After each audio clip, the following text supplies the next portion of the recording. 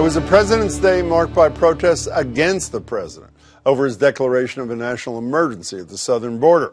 Thousands took to the streets nationwide to denounce the move, meant to free up money for a border wall, and 16 states, not including Massachusetts, by the way, so far, filed lawsuits calling Donald Trump's declaration unconstitutional and kicking off a legal fight that's likely to make it all the way to the Supreme Court. Fight's also likely to follow the president into the 2020 election, in which the field of Democratic challengers is growing bigger by the day. I am running for president because now more than ever, we need leadership that brings us together, not divides us up. Senator Bernie Sanders announced his second run for the White House this morning, focusing on the same Democratic Socialist policies he made popular in 2016. Medicare For All, a $15 an hour minimum wage, free tuition at public colleges and universities. We were told that all of these concepts were ideas that the American people would never accept. Well, 3 years have come and gone. 3 years have come and gone, and while he lost in a contentious battle against Hillary Clinton, there is no doubt Sanders' candidacy helped shift the conversation to a totally different place. But not everyone in the Democratic field is on board. I am not for free four-year college for all. If I was a magic genie and could give that to everyone and we could afford it, I would. I'm just trying to find a mix of incentives. Minnesota Senator Amy Klobuchar is stepping back from some of the party's more controversial new proposals like free college, Medicare for All, the Green New Deal. And in a political climate where Republicans are as likely as ever to label socialism a dirty word, is she onto something? Joining me are Jesse Mermell, former communications director for Governor Deval Patrick. Jesse, it's good to see you. Hi, Jim. Andrea Burns, a former Sanders delegate who is now active with the Our Revolution movement that grew out of his candidacy. Andrea, it's good to see you. Thanks so much for being here. Two front runners in all the polls, Joe Biden and Bernie Sanders. 176, 177. Too old to run? No, not at all. Why? I think a candidate should be judged on their capabilities, on their experience, on their vision, on their policies.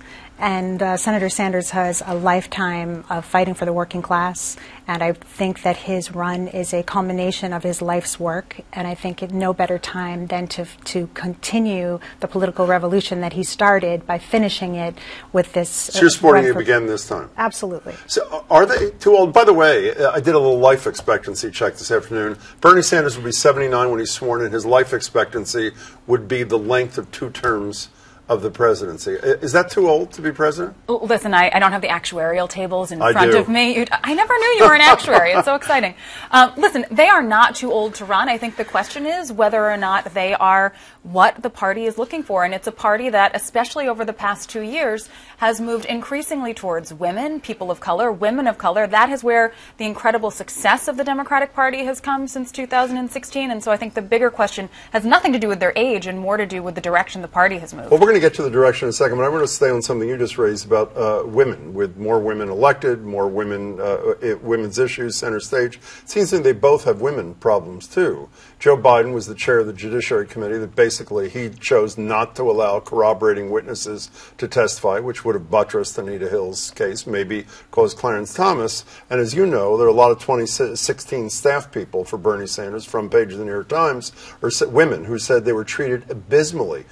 Are there woman problems too deep for them to survive, Biden and Sanders? Well, first let me say there's no such thing as women's issues. Women's issues are everyone's issues, and everyone's issues are women's issues. But they both have very real challenges when it comes to women, and I think Biden really more than Senator Sanders. If you look at what Joe Biden not only said during the Anita Hill hearings, but then said during the Kavanaugh hearings when he really didn't accept a whole lot of responsibility for his own role in that, I think that's going to be a huge, huge hurdle for him to overcome, particularly when women, not just as candidates, but as activists and as voters, have been central to Democrats' success these past few years. Is the Sanders problem an insurmountable problem? No, not at all. He's taken it extremely seriously. He actually met with all of the staffers who had complaints. He flew them down to meet with him. He has taken this extremely seriously. He has a training program that everyone will have to go through, and he's very, very disturbed and upset by what happened, and has taken it extremely seriously, and he does not want it to happen again. One last thing on the age thing, so that people don't go home thinking I'm an ageist dog. Since you both disagree with the premise of my question, step back.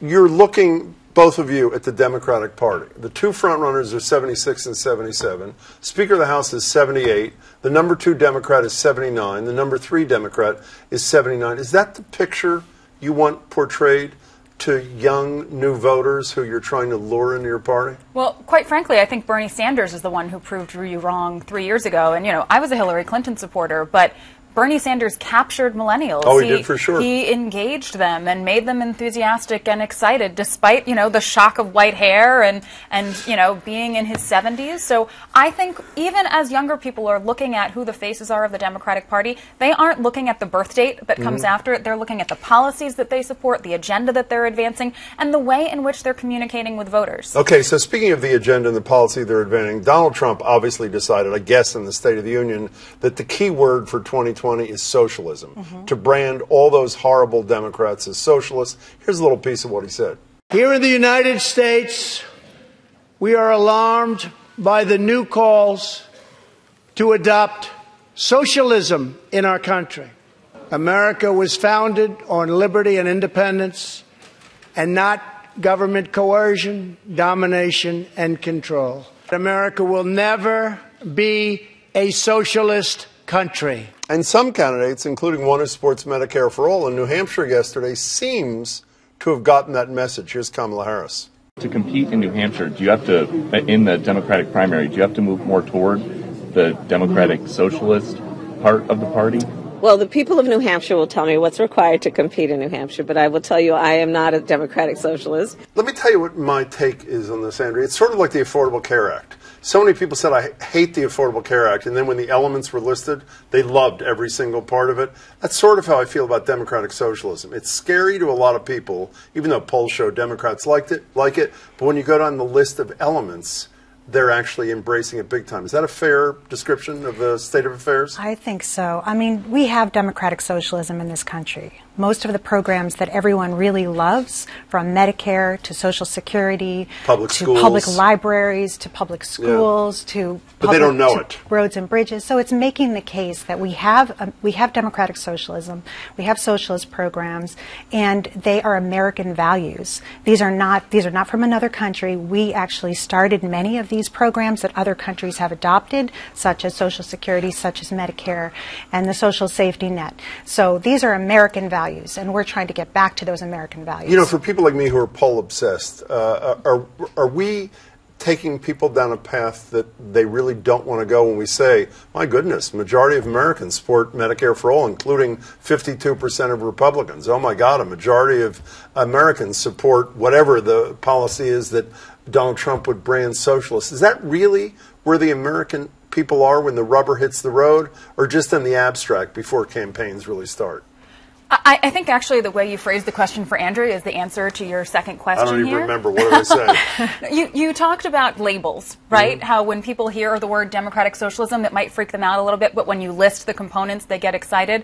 I think it's the same thing. When you ask people in a poll, they give answers they think they're supposed to give, but if you ask them, do you want to be lifted up? Do you want to have a fair shot in life? Do you want to make sure that if something happens to you or someone in your family in the hospital, you're not going to get completely screwed over economically? Do you want to make sure you have access to education that you can afford? Do you want to make sure you could live in a house that you can afford, in a neighborhood where you want to live with good schools and good transportation?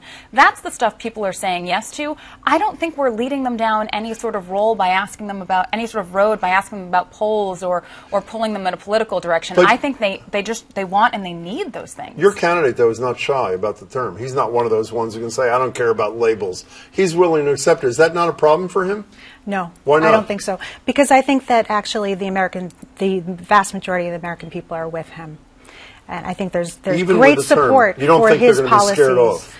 No, because the policies themselves have so much support. Everything that he stands for is because people have brought it forward to him. He's gone and he listens to people. What do people need? What do people need to be strong? What do people need to survive, to succeed, to achieve what the American dream? He's reached out to people to ask them what they need, and that's where his platform comes from. Bernie Sanders' challenge will be less around issues and more around actual voters. If you what look does that at mean? It means people of color, and it means to a lesser extent women, but certainly women of color. He lost South Carolina by 50%. Yeah. He struggled in the South, and people of color have been the foundation, as I said earlier, of the Democratic Party's success for many, many years, more but so especially now the than past ever. 2 years. He really, really floundered when it came to those voters in 2016, and there is nothing to show that he has improved in that, particularly when you look at his really, I think, majorly mistaken remarks about identity politics this We only morning. have 10 So seconds. I would disagree with that. Actually, if you look at recent polls, he polls the best amongst people of color.